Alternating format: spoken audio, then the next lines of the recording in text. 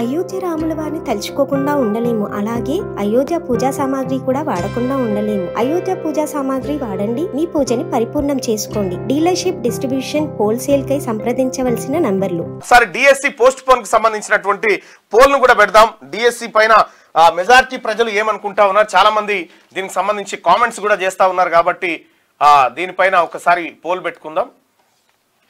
అసలు DSC post phone చేయాలా వద్దా, చేయాలంటే ఎందుకు చేయాలి, కారణాలు ఏంటంటే ఏం చెప్తావు సుదర్శన్ అన్న?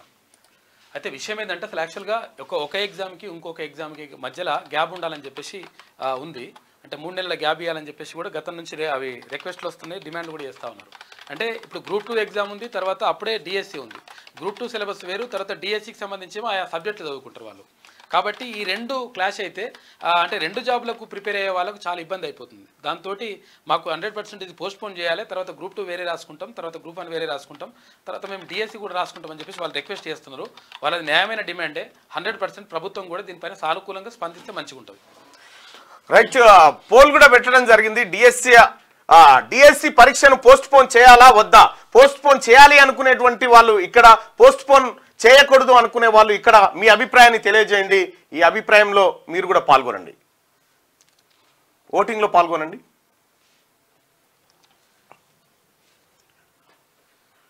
కామెంట్ రూపంలో పెడతా ఉన్నారు. కామెంట్లో పెట్టకుండా ఓటింగ్ లో పాల్గొనే వాళ్ళ అభిప్రాయాన్ని కూడా తెలుసుకునేటువంటి ప్రయత్నం చేద్దాం. డిఎస్సి పరీక్షను పోస్ట్ పోన్ చేయాలా వద్దా? విద్యుత్ సంస్థలో ఆర్టిజన్ల బతుకులు, ఆర్టిజన్లను క్రియేట్ చేసినోడు మహాత్ముడు కేసీఆర్ ఆర్టిజన్లను పెట్టి ఆర్టిజన్లకు సంబంధించి ఇక వాళ్ళ బతుకులు మారిపోతాయి అని చెప్పిండు. వాళ్ళు రెగ్యులర్ ఉద్యోగాలని చెప్పిండు. 20,000 మంది అక్కడ బడియేస్తా ఉన్నారు. పాపం వాళ్ళ ఉసురు కేసీఆర్దే. గ్రూప్ 2, గ్రూప్ 3 పోస్టులు పెంచాలని చెప్పేసి అంటున్నారు. రైట్, మీరు ఇప్పుడు డిఎస్సి పరీక్షను పోస్ట్ పోన్ చేయాలా వద్దా అంటే కామెంట్ చేస్తా ఉన్నారు కదా. దాదాపు ఇప్పుడు ఎంతమంది కామెంట్లలో పాల్గొంటున్నారో ఇక్కడ తెలుస్తుంది.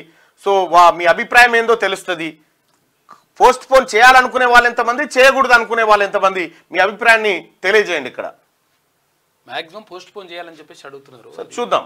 ఇక డిఎస్సి విషయానికి వస్తే, రైట్, డిఎస్సి పరీక్షను పోస్ట్ పోన్ చేయాలా వద్దా అనేటువంటి పోస్ట్ పెట్టినప్పుడు పోస్ట్ పోన్ చేయాలి అనుకునే వాళ్ళ పైన, పోస్ట్ పోన్ చేయకూడదు అనుకునే వాళ్ళు కింద. ఒకసారి రిజల్ట్ను చూస్తే కనుక 78% మంది డిఎస్సిని పోస్ట్ పోన్ చేయాలని అడుగుతూ ఉంటే 22% మంది మాత్రం పోస్ట్ పోన్ చేయకూడదు అని చెప్తున్నటువంటి మాట.